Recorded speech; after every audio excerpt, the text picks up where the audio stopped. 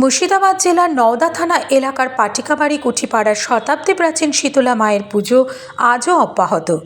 এই পুজোকে কেন্দ্র করে মন্দির প্রাঙ্গণে বসে মেলা, চলে কীর্তন, গান ও একাধিক ভক্তিমূলক গান এবং পূজাপাঠ। মন্দিরে আগত সকল ভক্তবৃন্দদের জন্য নরনারায়ণ সেবার আয়োজন করা হয় মন্দির কমিটির পক্ষ থেকে। কথিত আছে, নওদা থানার প্রত্যন্ত গ্রাম এলাকা হলো পাটিকাবাড়ি। এখানে তৎকালীন ব্রিটিশ সরকারের সাহেব কুঠি থাকায় এই এলাকার নাম হয় কুঠিবাড়ি।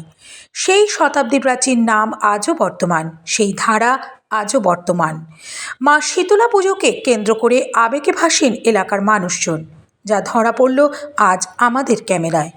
এই পুজো নিয়ে আর কি বললেন এলাকার মানুষজন, আসুন আমরা একবার শুনে নেব তাদেরই মুখ থেকে।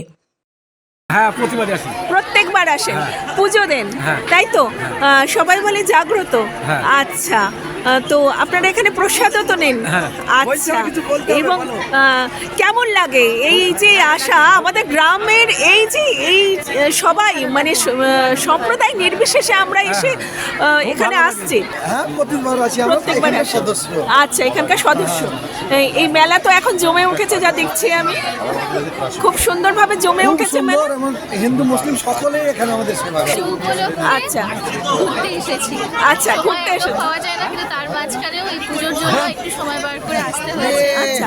নওদা থেকে সোমনাথ দাস ও শর্মিষ্ঠা দাসের রিপোর্ট, ITV নেটওয়ার্ক।